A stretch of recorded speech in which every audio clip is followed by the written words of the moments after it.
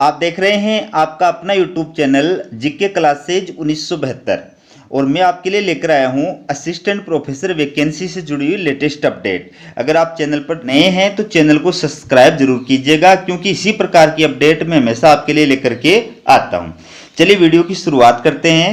तो ये आप देखिए, ये प्राचार्य SBD राजकीय महाविद्यालय सरदार शहर के द्वारा 29 सितंबर 2023 को विज्ञप्ति जारी की गई है। ठीक है, पूरी विज्ञप्ति क्या है वो देख लिए। सबसे पहले आप इस महाविद्यालय में 100 वित्त पोषित योजना अंतर्गत संचालित स्नातकोत्तर के निम्न विषयों में कालांश संचालित करने हेतु पूर्णतया अस्थायी एवं अंशकालीन आधार पर पात्र शिक्षकों एवं प्रयोगशाला सहायकों की आवश्यकता है।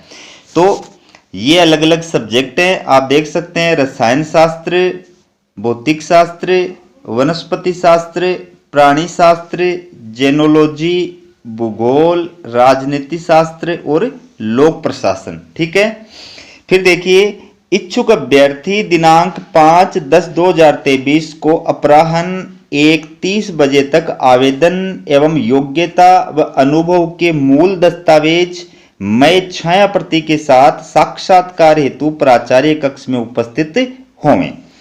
मानदेय विकास समिति के निर्णयानुसार देय होगा। अब इसमें जो बेसिक बातें हैं वो मैं आपको बता देता हूं। तो ये जो विज्ञप्ति जारी की गई है ये महाविद्यालय के द्वारा 100 वित्त पोषित योजना के तहत जारी की गई है। SFS सेल्फ फाइनेंस स्कीम के तहत ये जो है विज्ञप्ति जारी की गई है। पहली बात। दूसरी बात, ये पोस्ट पूरी तरह से अस्थायी, आपको पता है अंशकालीन है और पूरी तरह से अस्थायी है। तीसरी बात, इसमें ये जो 8 विषय दिए हुए हैं, इन 8 विषयों के लिए असिस्टेंट प्रोफेसर के लिए ये विज्ञापन जारी किया गया है। साथ ही साथ में इनके अंदर जिन विषयों के अंदर लैब होती है उनके अंदर प्रयोगशाला सहायकों के लिए भी ये विज्ञापन जारी किया गया है। तो लैब असिस्टेंट यानी प्रयोगशाला सहायक और असिस्टेंट प्रोफेसर दोनों के लिए ये विज्ञप्ति जो वो जारी की गई है। ठीक है, तो अगर आप अप्लाई करना चाहते हैं तो आपको 5 अक्टूबर 2023 को दोपहर 1:30 पर कहां पर उपस्थित होना है? इस महाविद्यालय SBD राजकीय महाविद्यालय सरदार शहर के प्राचार्य कक्ष के अंदर आपको उपस्थित होना है। ठीक है, अब आपके पास में क्या होना चाहिए? एक तो आवेदन होना चाहिए, आवेदन पत्र फुलफिल किया हुआ। इसके साथ में आपकी योग्यता और एक्सपीरियंस के जो डॉक्यूमेंट्स हैं, ओरिजिनल प्लस छाया प्रति, वो दोनों होने चाहिए। यानी आपको सारे ओरिजिनल डॉक्यूमेंट्स भी लेके जाने हैं, अपने एजुकेशनल जो डॉक्यूमेंट्स हैं प्लस प्रमाण पत्र है, डिग्री वगैरह जो, प्लस एक्सपीरियंस वाले, प्लस आपका कोई पेपर पब्लिश्ड आपने करा रखा है वो।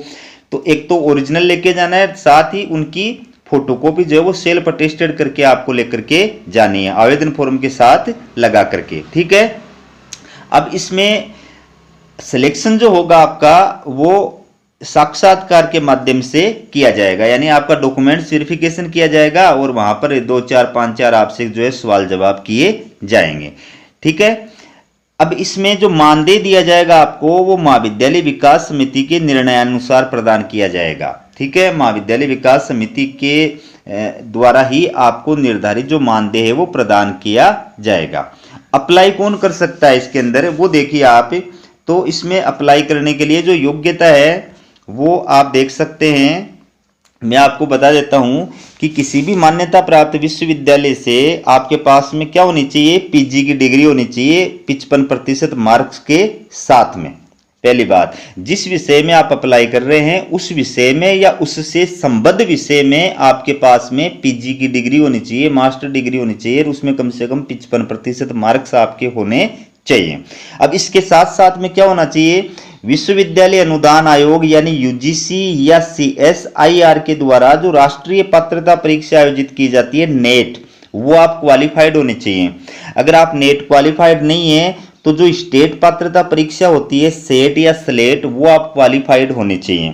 ठीक है, अगर आप सेट और नेट इनमें से कोई भी क्वालिफाइड नहीं हो तो आप MPhil या PhD के बेस पर भी अप्लाई करने के योग्य हैं। लेकिन आपकी PhD या MPhil UGC रूल्स 2009 या 2016 के अकॉर्डिंग होनी चाहिए। अगर मान लीजिए आपकी पीएचडी का रजिस्ट्रेशन 11 जुलाई 2009 से पहले का है, ठीक है, रजिस्ट्रेशन 11 जुलाई 2009 से पहले का है, डिग्री भले आपको बाद में मिली हो, तो उस स्थिति में आपकी पीएचडी या एमफिल जो है वो तभी मान्य होगी जब आप एक प्रमाण पत्र जो है वो प्रस्तुत करेंगे। और ये प्रमाण पत्र जो है वो क्या होगा, ये 5 जो बिंदु है इन बिंदुओं को प्रमाणित किया जाएगा उस प्रमाण पत्र के माध्यम से कि आपने जो है अपनी पीएचडी की उपाधि नियमित पद्धति से प्राप्त की है, 2 बाह्य पर्यवेक्षकों के द्वारा आपकी पीएचडी शोध प्रबंध का मूल्यांकन किया गया है, और आपका जो है खुली मौखिक परीक्षा के माध्यम से जो है वाइवा वॉइस जो होता है, ठीक है, वो हुआ है, और आपके द्वारा 2 अनुसंधान पत्रों यानी शोध पत्रों का जो है वो प्रकाशन किया गया, जिसमें एक शोध पत्र आपके जो है पीएचडी से रिलेटेड है, और आपने विचार गोष्ठी के अंदर या सम्मेलन के अंदर जो है 2 पेपरों का वाचन किया है। इस प्रकार का प्रमाण पत्र आपको जो है लेना होगा। वो कहाँ पे मिलेगा, संबंधित विश्वविद्यालय जहाँ से आपने एमफिल या पीएचडी की है उसके कुल सचिव यानी रजिस्ट्रार के द्वारा या संकाय अध्यक्ष यानी डीन के द्वारा या इस प्रकार का प्रमाण पत्र जारी किया जाएगा, ठीक है। तो इनमें से आपके पास में कोई भी उपाधि है या तीनों उपाधि हैं या दोनों उपाधि हैं तो आप अप्लाई करने के योग्य हैं, ठीक है। बाकी ये आपको पता ही है कि मेरिट बेस पे सिलेक्शन होगा और वेतन जो है महाविद्यालय विकास समिति के माध्यम से दिया जाएगा, ठीक है। तो इच्छुक अभ्यर्थी जो है वो आवेदन कर सकते हैं। आवेदन वैसे आपको कोई आवेदन नहीं करना, आपको डायरेक्ट वहीं पे जाना है। जिस दिन इंटरव्यू है उस दिन आपको अपने आवेदन फॉर्म भर करके उसके साथ डॉक्यूमेंट्स की सेल्फ अटेस्टेड फोटोकॉपी और साथ में ओरिजिनल लेकर के आपको उपस्थित होना है। पहले कोई आवेदन आपको नहीं करना है, ठीक है। अब दोस्तों मैं थोड़ा सा आपको ये बता देता हूं कि ये स्ववित्त पोषित योजना क्या होती है। तो आपको नाम से ही पता चल रहा है स्ववित्त पोषित योजना, सेल्फ फाइनेंस स्कीम, कि कोई भी गवर्नमेंट कॉलेज जो होती है वो अपने खर्चे पर, गवर्नमेंट कॉलेज के अंदर एक महाविद्यालय विकास समिति होती है, उस महाविद्यालय विकास समिति के अंदर अलग अलग माध्यमों से जो है फंड आता है, धन इकट्ठा किया जाता है, बजट होता है।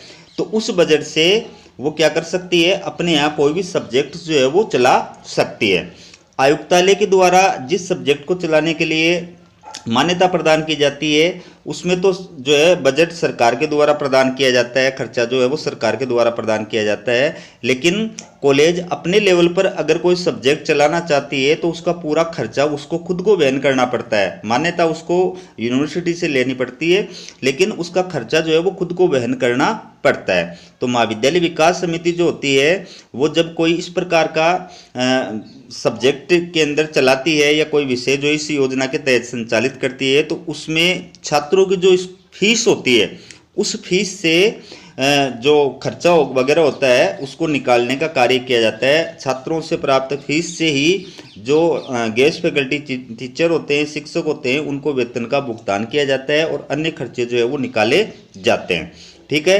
तो पूरा का पूरा जो खर्चा है इसके अंदर वो महाविद्यालय विकास समिति के द्वारा ही वहन किया जाता है, इसलिए इसको स्ववित्त पोषित योजना कहते हैं। तो ये थी आपके लिए असिस्टेंट प्रोफेसर गेस्ट फैकल्टी से जुड़ी हुई लेटेस्ट अपडेट। इसी प्रकार की अपडेट पाने के लिए चैनल को सब्सक्राइब जरूर कीजिएगा। हमारा वीडियो देखने के लिए आप सभी दोस्तों का बहुत बहुत धन्यवाद।